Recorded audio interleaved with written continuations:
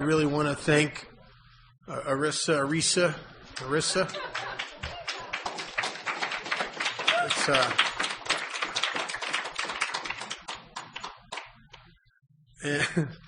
and I really want to thank Glenn. He's been working like a mule, just running back and forth, and he does a great job. He's probably one of the most professional recorders in the country. I've listened to. I've bought CDs from some people on occasion, and they ain't right. His have always been right, and I'm glad he's here. Well, we're at the end game. The primary purpose. Matter of fact, it seems to me that everything we do is to serve this end. Everything we do in Alcoholics Anonymous is so we grow in understanding and effectiveness. Our real purpose is to fit ourselves to be a maximum service to God and the people about us. Alcoholics Anonymous refers to this as number one primary purpose is to not only stay sober, that's a given, but to help other alcoholics. This is where everything that I am now armed with as a result of steps 4 through 9 becomes useful. This is where the accumulation and composite of all my life experience as one who has suffered from alcoholism, drunk or sober, is brought to bear to help save someone else's life. We are given something here that is amazing. It's a power. We are given, and you cannot screw with this power. Some people try to twist it to their own self-serving ends, and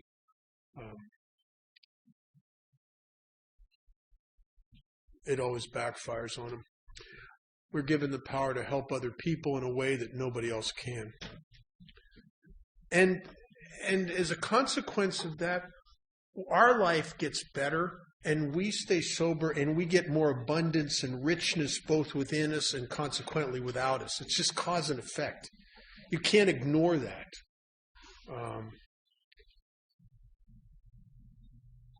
In the beginning of chapter 7, it says something that's very true. It says practical experience shows that nothing will so much ensure immunity from drinking as intensive work with other alcoholics. It works where other activities fail. I think it works where all other activities fail. It works where calling your sponsor doesn't help. It works where going to a meeting doesn't help. It works where praying doesn't help because you're too messed up to pray consistently. You're just a jumble in here.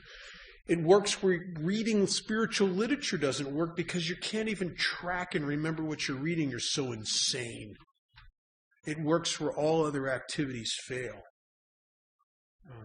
Because what is the core? If what it says in the book is true, that selfishness, self-centeredness, that my consciousness is obsessively centered on me, is the root of my trouble, then the only freedom I can possibly acquire is through other-centeredness, is through a shift, 180-degree turn in my consciousness. And so this works where other activities fail. I'll tell you a couple little stories. I'm very much like Bill Wilson. So is my sponsor. My sponsor is almost 54 years sober. And he is a depressive by nature, and he hasn't been depressed in decades. He hasn't suffered from it. And I haven't suffered from it. I got free from it in my first few years, about 4 years sober, and except for one little bout of it, at about 19, I've been free of it through the actions of Alcoholics Anonymous. As one of the guys I sponsor who was part of the mental health system for 12 years on heavily medicated, now is free of everything, and now he's sober, and he's lit up and sponsoring guys, and he's just on fire, several years sober, says, AA, heap big medicine. And it really is. It's powerful. And I because I'm a depressive alcoholic, I suffered painfully and brutally from depression. And it's a slippery slope. It's the end result is you drink again or start thinking about suicide. It's a bad deal. I relapsed over that a number of times in the years I was in and out. And it seems my depression is confusing to me because it seems to be independent of the conditions in my life. Because I have sunk into deep depressions when things are better than they've ever been, materially. And I come home from work. I come home from work one day, get changed, go out to a meeting, come home after the meeting, and I'm sitting on my sofa. My roommate's gone for the weekend, and I'm sitting there by myself, thinking. Did you ever? Am I the only one here that just kind of likes to think? I like to think. I just like to think. It's one of my favorite things to do. I just leave me alone for 5 minutes. What am I going to do? I'm going to think. I'm a thinker. And I'm a ponderer. I kind of stare at myself, my feelings and my life, my future. Got to check my future. I just am compelled periodically to check my future. Do you ever check your future and have it look good? It doesn't look good when I check it. But I check it because I can see now that I'm checking it. There's problems there I wasn't aware of. I better do something about that. Stuff could happen. It could happen. Could happen. Glad I noticed. So I'm a checker and a ponderer and all that stuff. And I have never sat for a sustained period of time pondering my life and came away joyous. I have never had that experience. I don't think and spiral up. I think and spiral down. It's just automatic for me. It's my nature, I suppose. And I never come away joyous. And it's very seductive because the chatter gets your attention, doesn't it? Oh, you better watch out for that. Oh yeah. What do they look at you that way for? Huh? It's very seductive stuff. It gets my attention. And I come home from work and I'm sitting on my sofa and I'm pondering my life and I'm spiraling down again and into this and everything. Just the more I ponder it, the bleaker it looks. Alcoholics Anonymous, I'm going to have to go to these meetings for the rest of my life. God, this isn't fair. And I can't seem to have a good relationship with anybody. Even the ones where they really want to be with me, they're just, I don't want to be with them. I don't want to be with those. It's not the kind of person I want to be with. And the ones I really want to be with don't want to be with me. And in my financial situation, I can't really get ahead.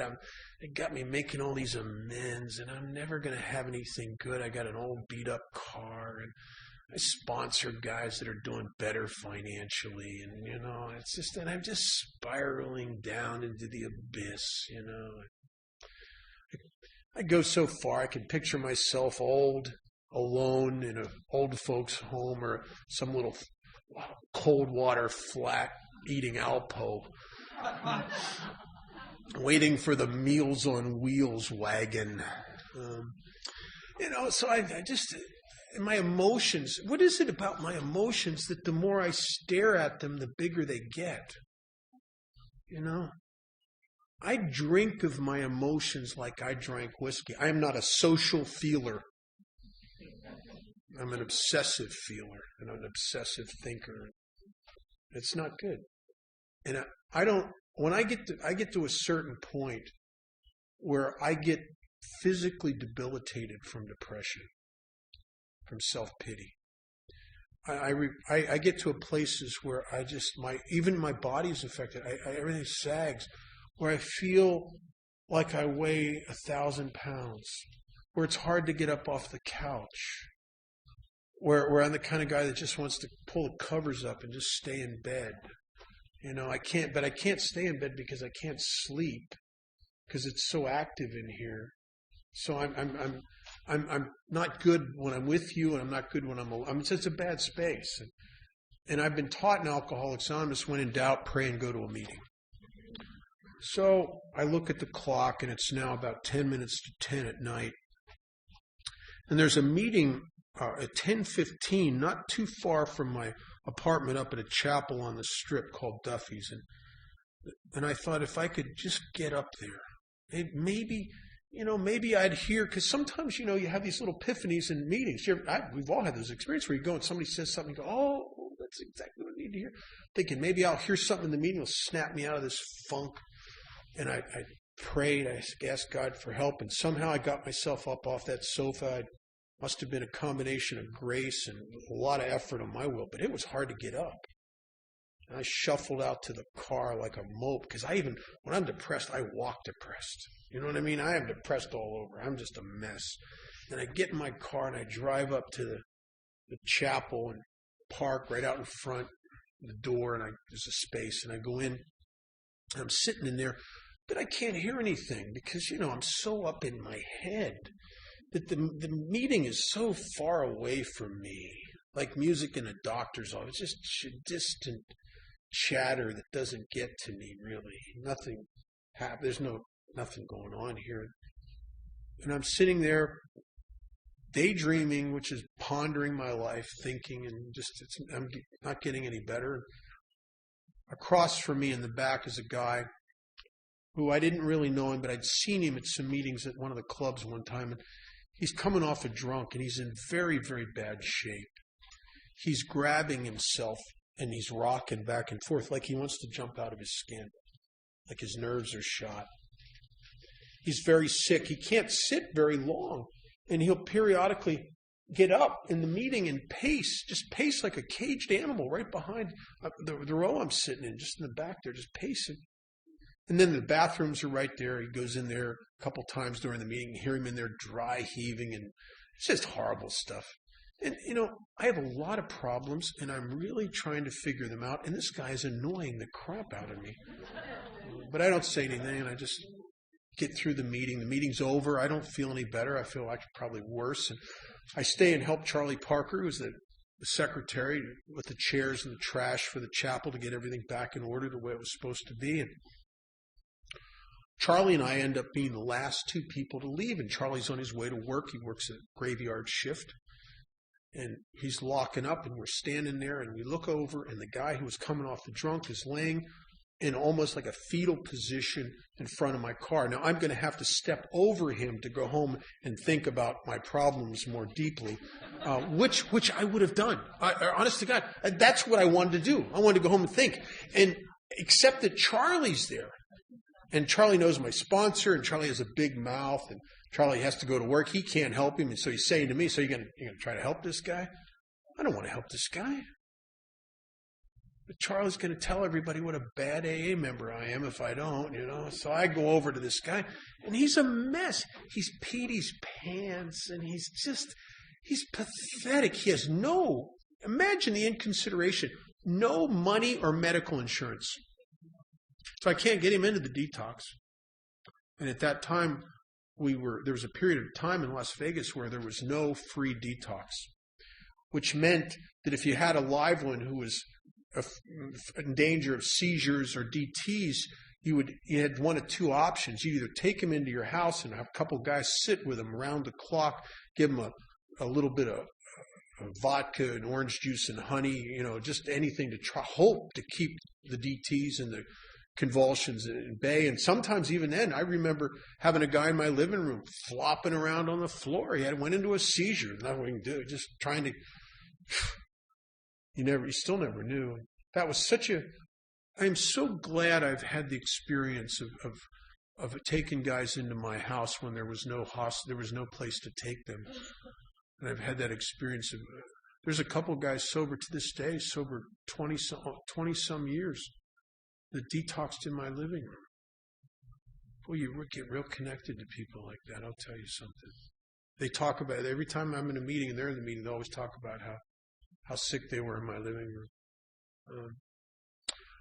So I go, the guy, he needs to be hospital. I can't sit with him. I got to go to work in the morning. I could sit with him for a few hours, but the only other thing left to do was to take him down to the county hospital. I'd been down there before.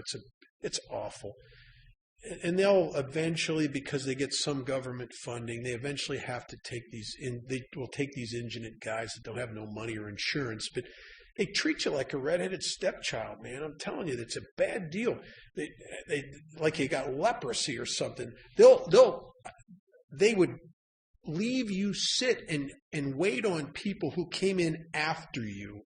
And almost as if they would rather treat what they considered legitimately sick people rather than these self-induced alcoholics that are going to be here another month anyway.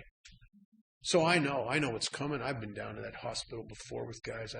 It's going to 6, 7 hours, sometimes 4 hours at the least. I don't think I've ever been down there where it didn't take at least 4 hours. And I got this guy in my car and I'm driving down there and I am not happy about being stuck with this.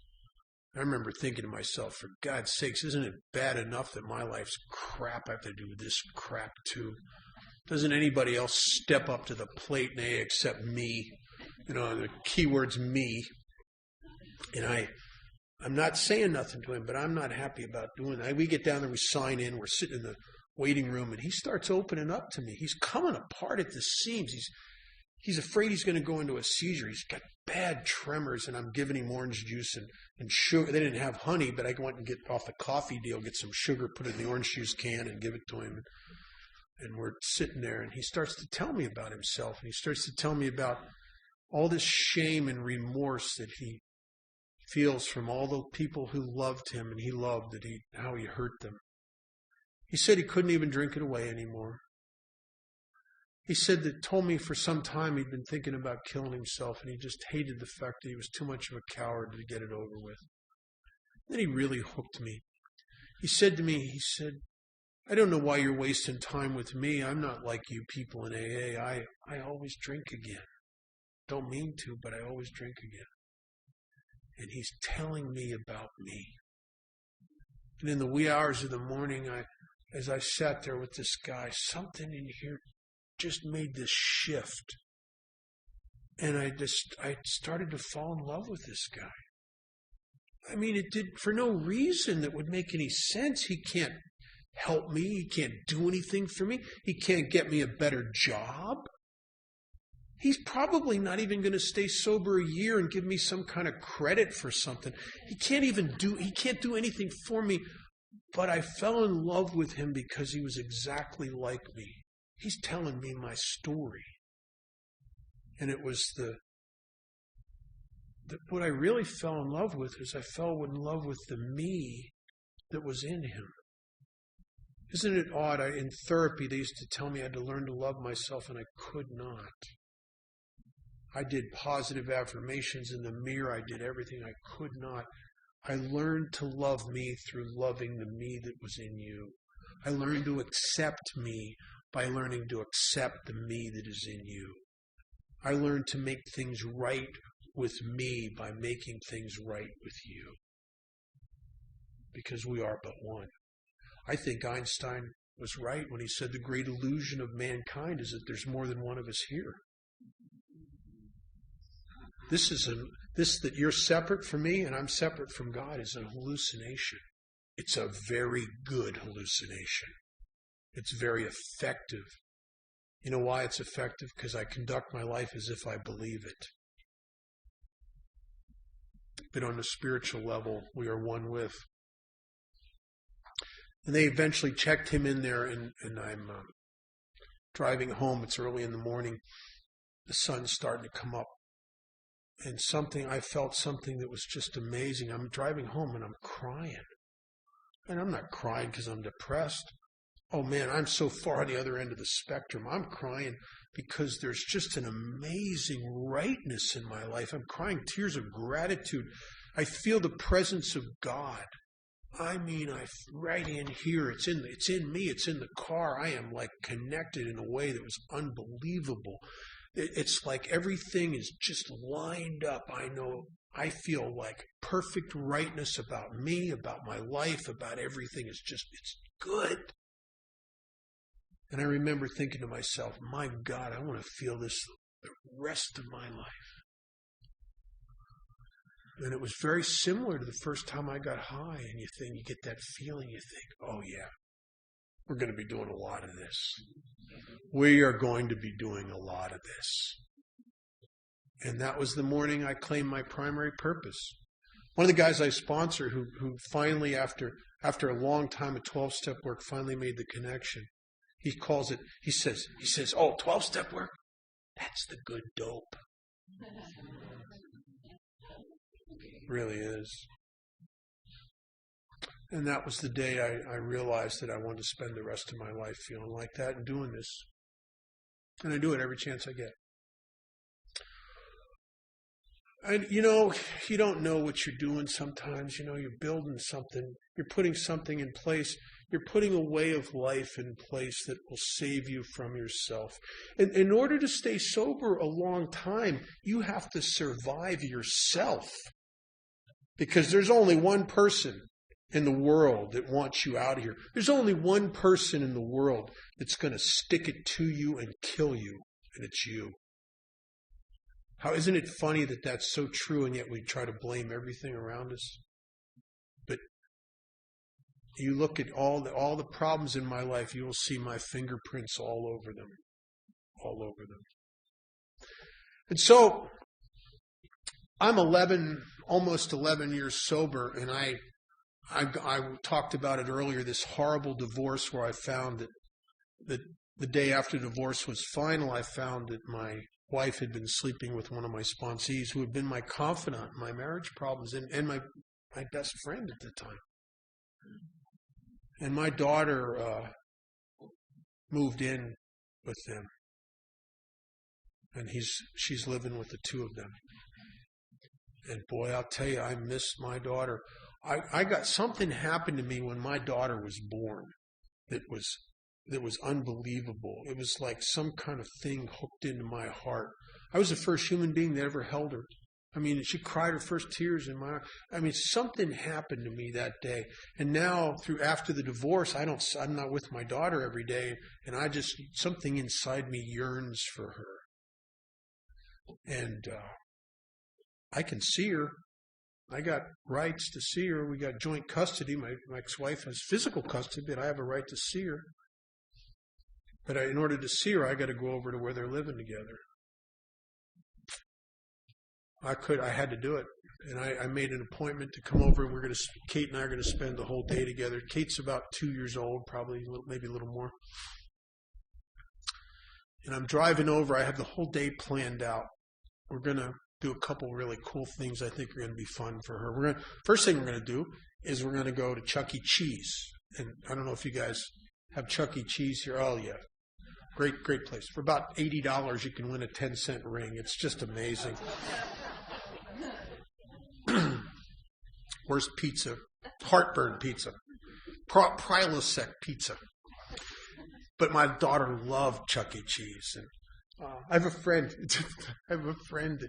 that he took his first day of, he detoxed on his own outside a treatment center. His first day of detox, he'd made an appointment to take his kids to Chuck E. Cheese, and he's coming off booze, and he said, there's this 5-foot rat.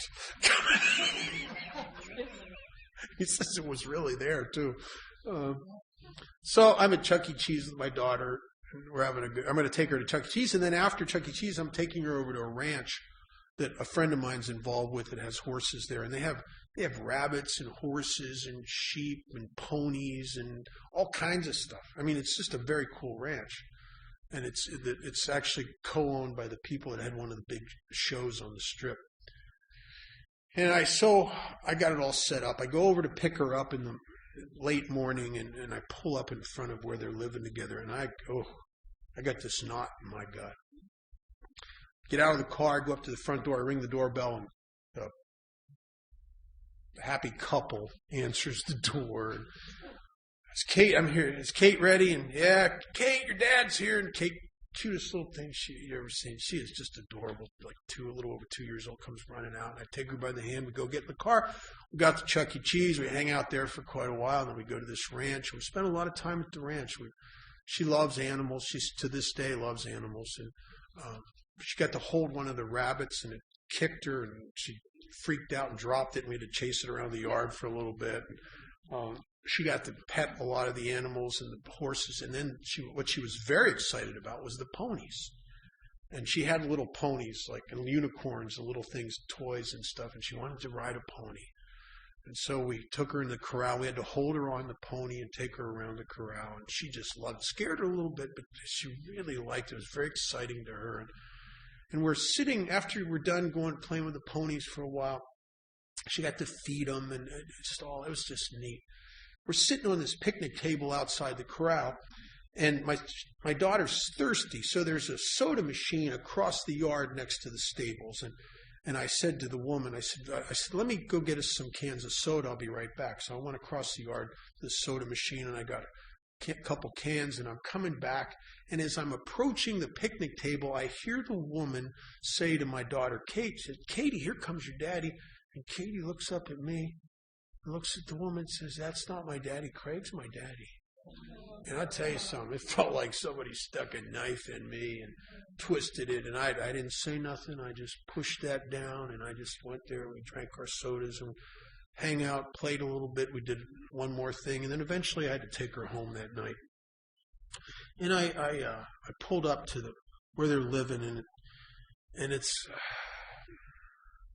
I'm nervous. I got this bad feeling in the pit of my stomach, and I grab her by the hand. I take her up to the door and ring the doorbell, and a happy couple answers the door.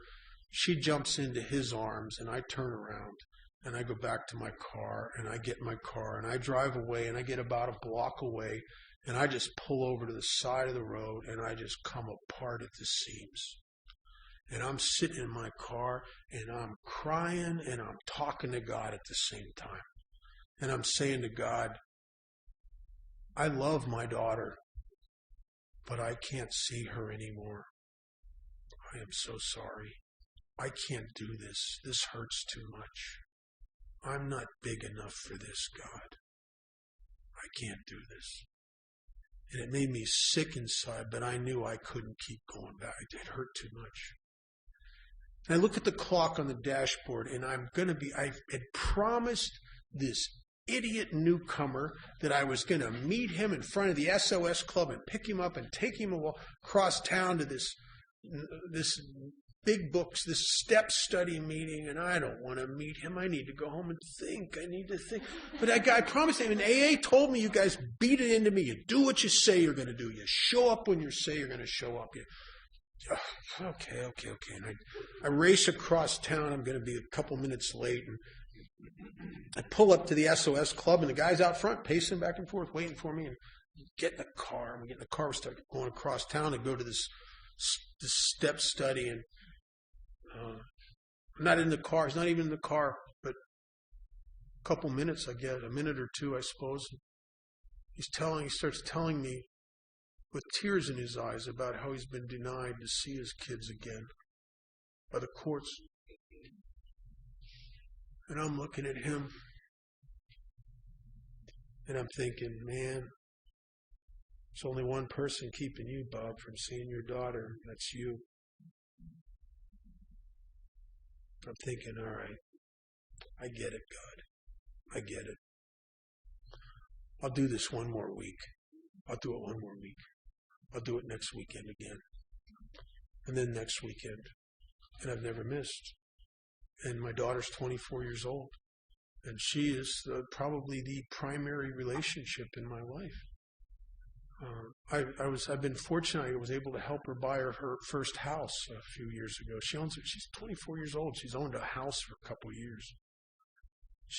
Does very well. We've traveled all over the world together. We've been scuba diving together in Maui. We've been snow skiing in Utah and the Colorados. We've been in Europe. We've been on cruises through the Mediterranean. She's my buddy. And I almost threw that away. And that stupid newcomer thinks I'm helping him. See, the helper gets more help than the helpee. And if you don't step up and you're not searching and availing yourself of opportunities to help others, I tell you, I think you're tying God's hands. You may stay sober, but you won't get everything here. You won't get everything there is to have here. God will work through those people. I could tell you a dozen stories of how the things that have come into my life and how I've been saved from myself in the venue of helping others. And helping other people is not, it's a very contrary action to self-serving people. We're self-servers, first of all. When I was new, people want, they're pushing me, do 12-step work, 12-step work, 12-step work. I remember saying to this guy, I said, don't you think I should work on me for a while? He said, work on you. You've done quite enough of that. Stop it. Just go help somebody. It didn't make any sense to me. I mean, if I could sit in a meeting of Alcoholics Anonymous and look around and I knew right away if there's somebody needs help here, it's me. I'm the one that somebody should be helping here. And you're asking me to forget myself. Well, my God, how do you forget something that you just think about all the time? You're asking me to forget myself and go help someone else. And one of the greatest things I ever did was to start to do that. And it allowed me to stay in Alcoholics Anonymous long enough to start to have a spiritual experience, and long enough to clear up the wreckage of my past and repair the relationships, and to get my mother and father back in my life, and to do all the things that has happened to me over the years. But the one thing that has tethered me here that I've done right, and I've done a lot of things wrong here, but the one thing I've done right, and I've survived myself as a result, is I've always stepped up and did what the old-timers told me to do as far as service and 12-step work. You can survive a lot of things. You can survive a lot of things if you continue to help God's kids. Isn't it great that we don't have to be perfect here? We just have to move our feet. And if you want to get goosed by the Spirit, you got to get up off your ass. It's just the way it is, man. It's just the way it is. You and God in the living room are going to eventually have a beer. It's me and God and you. We have a triangle in Alcoholics Anonymous with 3 points, and the 3 points are not only our 3 legacies, but it's me, you, and God. Me and God end up like David Koresh or Jim Jones. Me and you, we go have a beer together. Me, you, and God is like a 3-legged stool. You can sit on that. You can stand on that. You only have 2 things, whether it's the 2 of the 3 legacies or just me and you or me and God. It's like a 2-legged stool. You can be on that for a little while, but that's a heck of a balancing act until you eventually collapse. But the 3 of us, there's stability. I need you. There is no vision of spiritual growth. It's just me and God. That's insanity. It's me and God in community with you. And I have to have all 3. So that means I have to clean house between me and you all the time. I have to fight for my seat in Alcoholics Anonymous. Fight with who? Other people? No, I got to fight with me. And when it says that we place principles before personalities, it's not the principles. I'm not going to put the principles of AA before your personalities. There's only one personality in Alcoholics Anonymous that wants me out here. It's me. I am the seat of my own separation and conflict and judgment. I must place the principles and actions of Alcoholics Anonymous before my personality, which is the wrench in the machine. It always has been. And Alcoholics Anonymous saves me from myself. The chapter working with others, in a sense, is like a sponsorship manual. It's amazing. It tells it. I did a lot of 12-step work in Alcoholics Anonymous and never read this chapter, so I had no principles to come at it with. So all I came at it with was my personality, my ego. And so in my early sobriety, I did a lot of 12-step work. It was saving my life, but I did a lot of damage also. I mean, because I think we're carriers. Some of us carry the mess and some of us carry the message. I was carrying the mess. And I did it all wrong. I did everything it says don't do. I did it. Everything it says you should do, didn't do it. I would get guys, I'd go on 12-step calls and capture guys that didn't even want to be sober.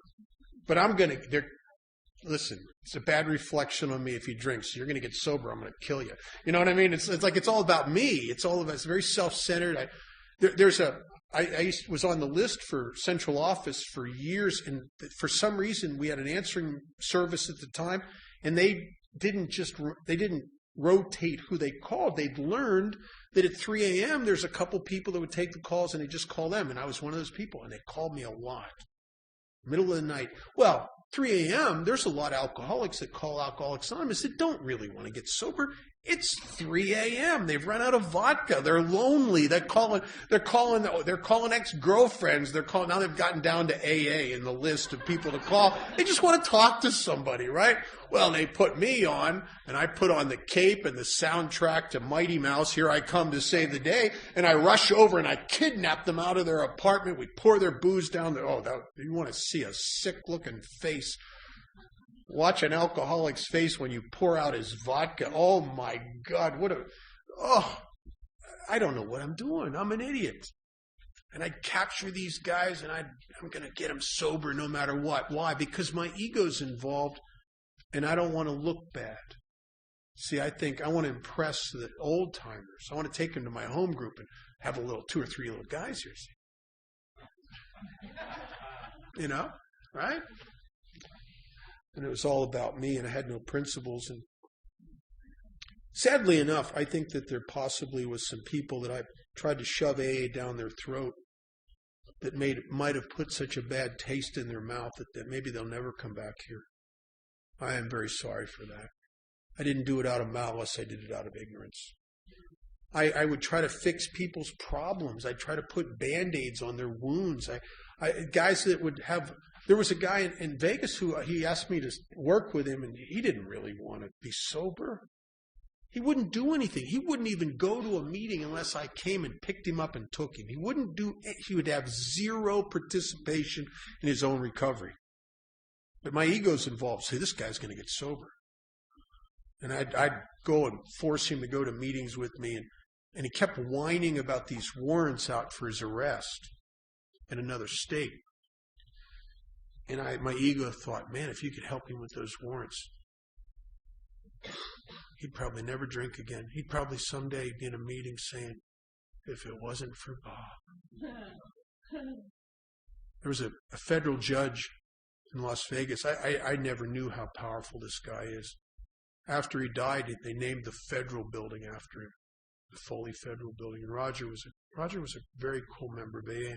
And we went to this meeting together, and I used to always kid around. He really liked me. So I didn't know how powerful Roger was. And I went to Roger and I said, listen, I need some help with something. And he asked me what, and I lied to him. I told him, I said, I'm working with so-and-so, and he really wants to be sober. Well, that's not really true. Here's the truth. I'm working with so-and-so, and I really want him to be sober. And I said to him, and he's really doing AA. Well, that wasn't true either. The truth was, I really wanted him to do AA. And I said, he got these warrants out, and he said, get me his name and birth date and Social Security number. Let me see what I can do. I didn't know how powerful Roger was. Those warrants disappeared. And the guy was drunk within the week after he found out. I didn't know it. I had robbed him of the thing that brought him here and was keeping him here. I took it away from him. There was no reason for him to stay in AA anymore. That's been over 30 years, and I've never seen him in the rooms again. He probably is dead. Maybe it would have been kinder if I just would have put a bullet in his head. Maybe it would have been kinder because I know the hell he went through the next few years. If he's anything like me. And I didn't know.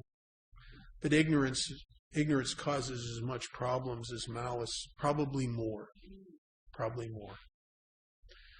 And I'd never read this part. And then I had a guy that I sponsored who I was very, very close to, a guy named Andy Henry. And Andy, something happens with us. We sit for hours in Denny's and talk about our whole lives together. And Andy and I were cut from the same cloth. And Andy couldn't stay sober. Andy was like I was in the years I was in and out. He couldn't stay sober long enough to get sober. And I'm supposed to be his sponsor. Well, the book says you can't transmit something you haven't got. I've never really worked the steps. I mean, I did the BS life story inventory, and I prayed every day. I went to a meeting every day. I had service commitments out the wazoo. But as far as the real process, I hadn't done it. You can't transmit something you haven't got. So Andy calls me up one day. He's been to 2 meetings that day, and now he's prayed, and now he's calling his sponsor, and he says, man, I feel I got the obsession of drink on me. I don't know what to tell him.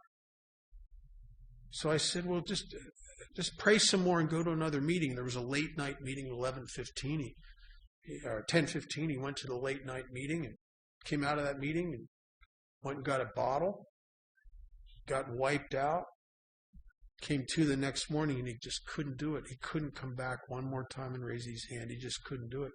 He had a Kawasaki 1100 motorcycle. He got out on the old Lancaster Pike, and he got it up to 120 miles an hour, and he waited for a truck coming the other way about 70. He literally vaporized himself on the front of that truck. And I went down to Lancaster, California with a bunch of guys in AA for his funeral. I was one of the pallbearers. I'll tell you, there was nothing in that. They had a couple little body parts in a little bag. They couldn't even embalm it. There wasn't enough left to embalm. So it had that smell. I'd never smelled that before or since. It's a sick, sweet, it's a horrible smell. Ugh, creepy smell. Creepy smell. Nothing in that coffin. And I sat there in that chapel in Lancaster, California, and I knew 2 things. I knew I can't, I'm sober longer than I've ever been. And I know 12-step work. I can't stop doing it. But for God's sakes, I don't want to be in another chapel like this again. Because I knew something. I knew I didn't kill Andy, but I also knew that there was more here than I could give him, and I better find out what it is. I was on a couple conference committees, and I was hearing speakers talk about a program recovery that I was not hearing about in the discussion meetings I was going to. And I knew there was something more here.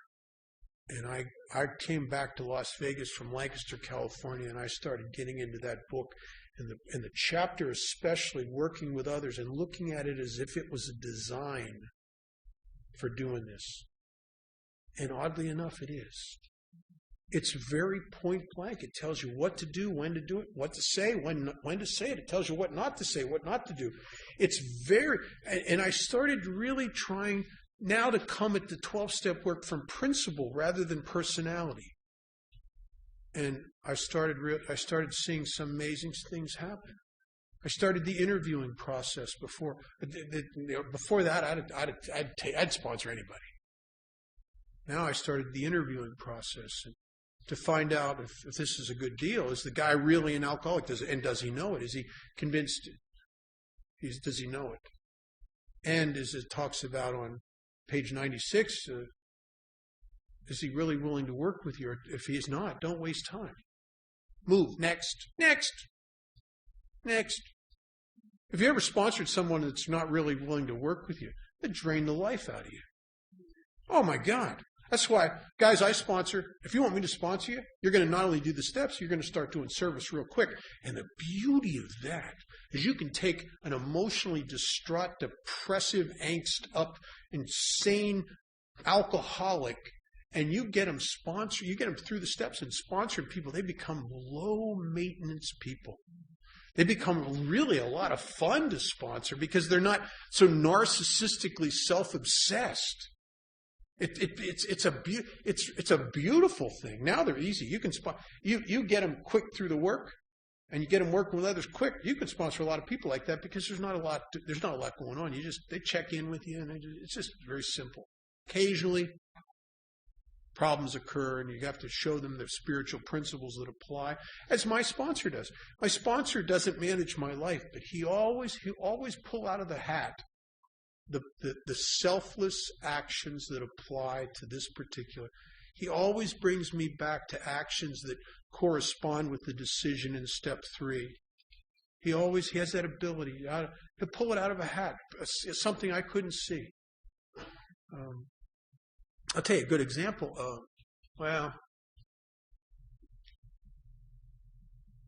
No, I don't have time. That's a different story. No, it is. I'm going to tell you the story. When I was about 17 years sober, I'd only had my sponsor that I have today for about 2 years at that time. And I was still testing the waters a little bit. I didn't even know I was doing that. But I told him when I asked him, I said, I'll do everything you tell me to do. But if you screw me up, I'm going to tell everybody. And I followed his directions. And his directions have been impeccable to this day, impeccable. Because he comes from principle. He doesn't try to run my life, but he'll direct me. And he directs me sometimes abruptly and loudly. Because he doesn't want to mess. There's no compromise here. I don't get a voice in this. You either work through the spiritual principle, you don't kick. And he has a great saying. He says, if you're not willing to follow the deal, what do you need me for? As a witness for your own demise? So I call him up, and my mom had just died. And I had talked to him pretty regular through the whole thing, and it was a horrible death. My mom had cancer and chose not to take any treatment, and she withered away. And she was like 50 pounds. I used to go over and change her diapers and feed her. She didn't want to eat. She shut down. When I would change her bedding, she had dissipated to the point where I could literally lift her up like this off the bed. And this was a very proud woman at one time, just a regular stature, and she'd withered to something that was hard to watch. And she died, and she left a will. And the will was 50-50, me and my sister, which are the only 2 surviving relatives. And she had a modest estate. I was the executor, and we were supposed to split everything. I was supposed to split everything with my sister, 50-50. And my sister went to my mother's house and got the key to the safety deposit box the day after my mom died, and went to the bank, and her name was not on the thing, but they let her in for some reason, and she went into the safety deposit box and cleaned it out. And there was about $270,000 in Naveen's and stock certificates and mutual funds and different things in there. And she came into my office, and one of the things in there was an envelope with some of those really large bills in it, about $300 face value, actually worth a little bit more than that from people collect that stuff. And she has my name written on the envelope. She gives the envelope with the $300 and said, Mom wanted you to have this, and she wanted me to have everything else. That's $270,000, a little over. And I didn't say nothing. I wanted to say something. Did you ever just have conversations with people in your head, but you don't say anything? You just think at them? No, I didn't say nothing, because the line from the 12 by 12, restraint of tongue and pen, pause when agitated, all that stuff went through my head. I didn't say, I just said, really? She said, yeah, turned around and walked out. Well, my head exploded. I thought, man, you can't do this. And I started going to meetings and talking to people in AA about it. And some of my friends are sober 30, 35 years. And everybody's telling me the exact same thing. You have a copy of the will. You're not a doormat. Go get an attorney. Stand up for yourself. Your mom wanted you to have half of that. Dude, don't let her do this. The problem with having a somewhat of a spiritual experience is there's a party that Bill Wilson talks about that from now on you will check everything against the newfound God consciousness within. And I liked everything they said because I would have liked to have that money. But something that didn't resonate really 100%. I called my sponsor, and his voice was different than every other voice in AA. And I think God honors sponsorship. I think there have been times when God has spoke through my sponsor. I asked him later how he knew that, and he said he didn't know. I told my sponsor what happened, and my sponsor said, Let her have the money. You didn't earn it. Money's not your problem, kid. Alcoholism and a self-centered attitude's your problem. Let her have it. You have enough. What do you want, another fancy car? You would let her have it. Okay. And we agreed that if she believed she was entitled to all of it, I wouldn't fight her on it. Okay. Well, comes to pass that as my sister starts trying to cash this stuff in and get it transferred to her name, every single entity wants a certified copy of the will and a death certificate. Well, on the certified copy of the will, it names me 50% with my name and address. So I start getting stock certificates and checks and stuff in the mail. And I knew God had rewarded me for doing the right thing. This is great. I didn't even have to get an attorney. This is very cool. Very cool. I went out, put down a deposit on a custom Z Corvette with a 20-disc CD player and the chip and everything. Beautiful custom wheels. It was an amazing car. And then I called my sponsor, which is a bad order of events. It's a bad order of events. I called my sponsor, told him what happened. He says, call your sister up and offer to sign it all over to her. I said, Clancy, what? I'm not manufacturing. This is just coming to me. He says, listen, kid, didn't we agree that if your sister believed that she was entitled to all of it, you weren't going to fight her on this? Yeah. So what are you going to do? Backdoor her on a technicality? Call her up. Do the right thing. Tell her if she still feels the same, you're going to sign it all over to her. That's one of those, sometimes you got the wrong sponsor. I'd already ordered the car. I put $10,000 deposit on this freaking car. Oh, my God. I call my sister up. And I just said, Marge, I'm getting all this stuff in the mail. If you still feel the same, I'll sign it over to you. And my sister says to me, without a sponsor, without the steps, without meetings or anything, my sister says to me, Rob, maybe I was wrong. Maybe Mom really wanted you to have half. You see, when my mom died, my sister became afraid because my mom had always been there for her. Through her whole life, if she was ever in trouble and needed $1,000, my mom would bail her out. When my mom died, the source of one of her securities in life, it went. She was scared. I don't know about you. You get me scared, I can act very selfishly. I can throw principles out the window. I can manipulate. I can convince myself of all kinds of stuff. You get me scared enough.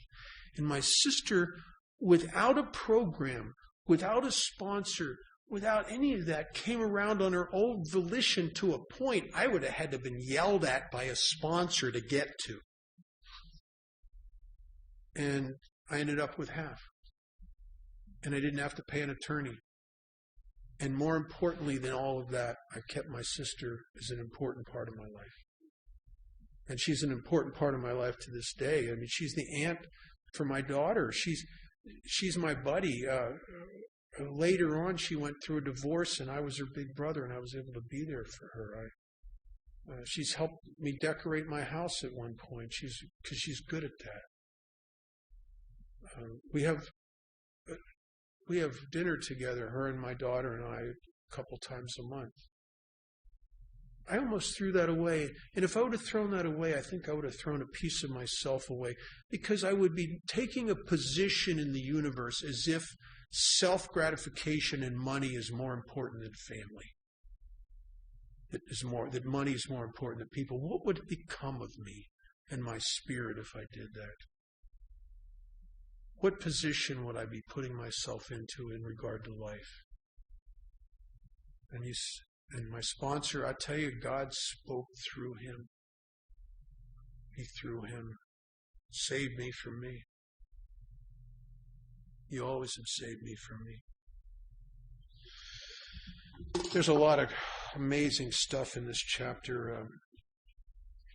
I'm going to close with something that, if I can read this without tearing up, it's one of my favorite things. You know, Bill Wilson's spiritual advisor in New York for quite some time was a guy named Sam Shoemaker. And Sam was the sort of one of the prominent people. He was a minister and one of the prominent people in the Oxford group in New York City. And I don't know, but I believe that Sam wrote what I'm about to read as a result of observing what the early AA members did, that they completely set their life aside to go help God's kids. And it's called I Stand by the Door, and I think it's the story of us. Sam says, I stand by the door. I neither go too far in nor stay too far out. The door is the most important door in the world. It is the door through which people walk when they find God. There's no use my going way inside and staying there when so many are still outside, and they, as much as I, crave to know where the door is. And all that so many ever find is only the wall where a door ought to be. They creep along the wall like blind men with outstretched, groping hands, feeling for a door, knowing there must be a door. So I stand by the door. The most tremendous thing in the world is for people to find that door to God. The most important thing any person can do is to take hold of one of those blind, groping hands and put it on the latch that clicks and opens only to that man's touch. People die outside the door, as starving beggars die on cold nights in cruel cities. In the dead of winter, they die for want of what is within their grasp. They live on the other side of it. They live there because they have not found it. Nothing else matters compared to helping them find it and open it and walk in and find Him. So I stand by the door. Go in, great saints. Go all the way in. Go way down into the cavernous cellars and way up into the spacious attics. It is a vast, roomy house, this house where God is. Go into the deepest of hidden casements of withdrawal, of silence, of sainthood. I guess some must inhabit those inner rooms and know the depths and heights of God and call outside to the rest of us how wonderful it is. Sometimes I take a deeper look in. Sometimes I venture in a little further, but my place seems closer to the opening, so I stand by the door. There is another reason why I stand there. For some people will get part way in and they become afraid, lest God and the zeal of His house devour them. For God is so very great, and He calls and asks all of us.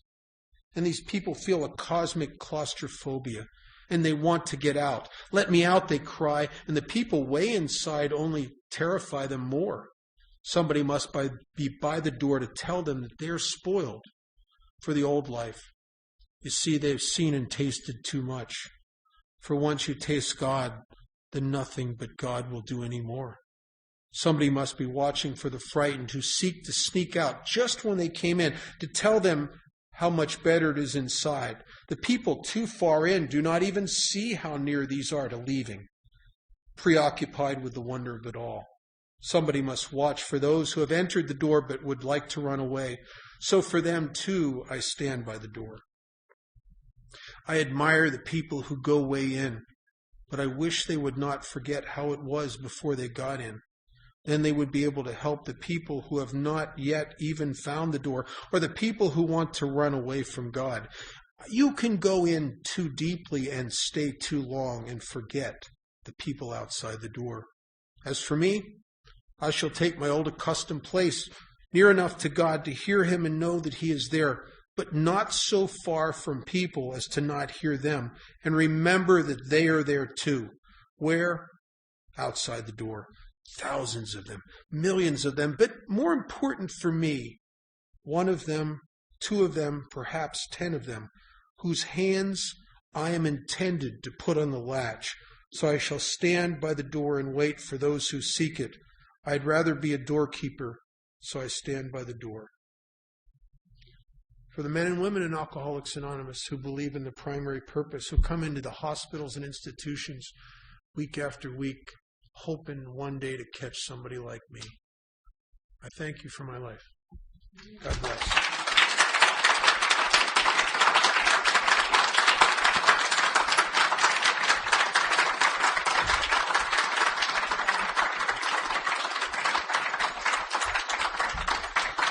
Thank you, Bob, for your service and for a beautiful message.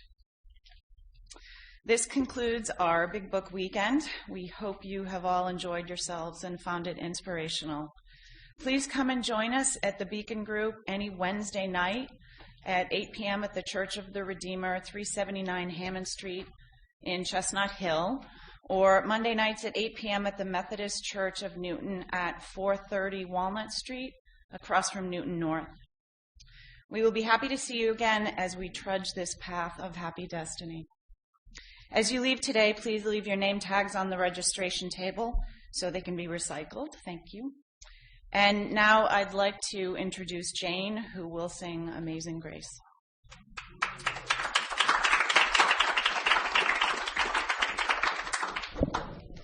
Hi, my name is Jane. I've been asked to close this seminar with Amazing Grace. If you'd all like to stand and hold hands. And please feel free to sing along.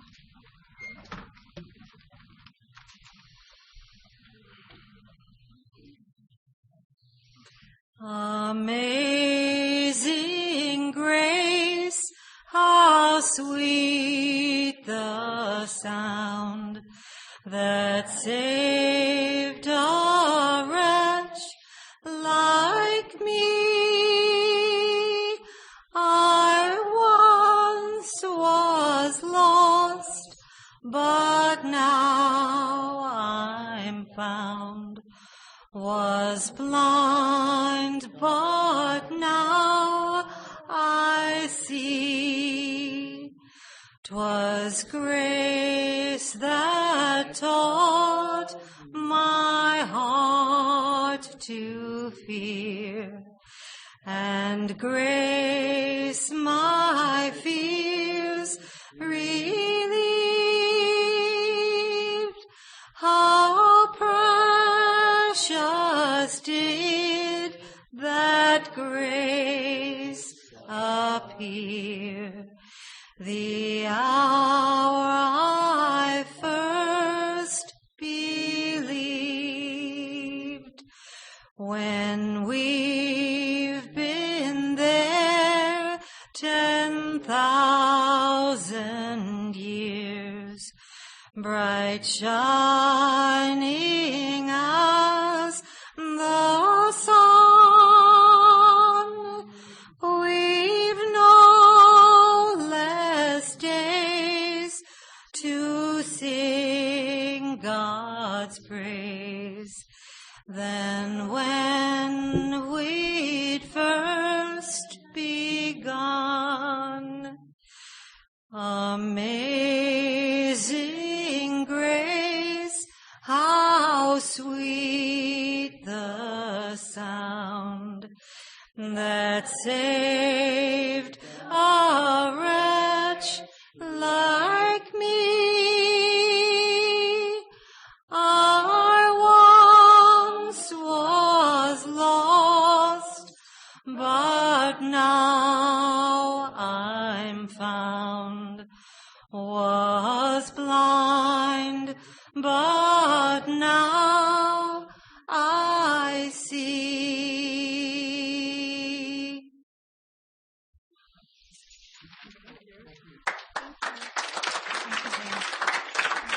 And now, for all who care to, please join me in the Lord's Prayer. Our Father, who art in heaven, hallowed be thy name. Thy kingdom come, thy will be done, on earth as it is in heaven. Give us this daily bread, and forgive us our trespasses, as we forgive those who trespass against us. And lead us not into temptation, but deliver us from evil.